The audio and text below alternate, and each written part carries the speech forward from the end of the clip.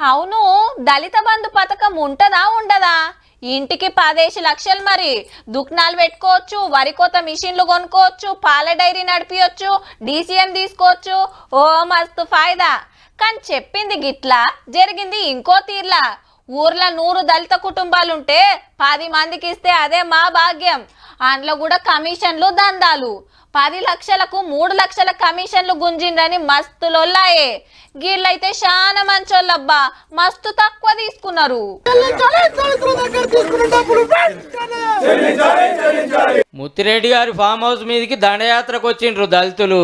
10 లక్షల పథకం పక్కా మీకే ఇప్పిస్తామని పైసలు వసూలు చేసిండట. ఎంతమంది కాడ ఎంత తీసుకున్నారో బీఆర్ఎస్ ఎంపీపీ గారే చెప్తారు. ఈనుండ్రి. దాదాపు 2 సంవత్సరాలు అవుతుంది. మనిషికి ₹1,00,000 లెక్క 62 మంది దగ్గర, మా ఉమ్మడి మండలం దగ్గర, మా దగ్గర తీసుకున్నాడు. అంటే 62 లక్షలు.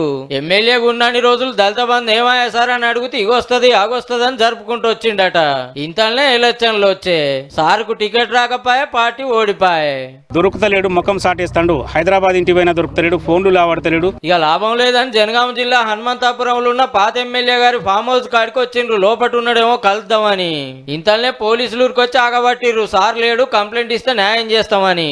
దళిత బంధు కోసం పైసలు డైరెక్ట్ గా సార్కే ఇచ్చిండ్రానే. మేము సర్పంచ్ ఎవరు ఎంపీటీసీ వాళ్ళు కృష్ణారెడ్డికి ఇచ్చిన అంటారు, ఆయన ముత్తిరెడ్డికి ఇచ్చిన చెప్తున్నాడు. అచ్చా, ఎంత ఇచ్చినావన్నా? ₹1,00,000 ఇచ్చి 2 సంవత్సరాలు అవి దాటింది. ఇప్పటికి ₹1,00,000 60-70 మిత్ అయింది. ఆ డబ్బులు ఇవ్వని మాకేమని మేము ఫామ్ హౌస్ మీదకి దళితులంతా దండయాత్రకు వచ్చినా ముత్తిరెడ్డి సార్ అయితే సపోర్ట్ చేస్తోట్టు.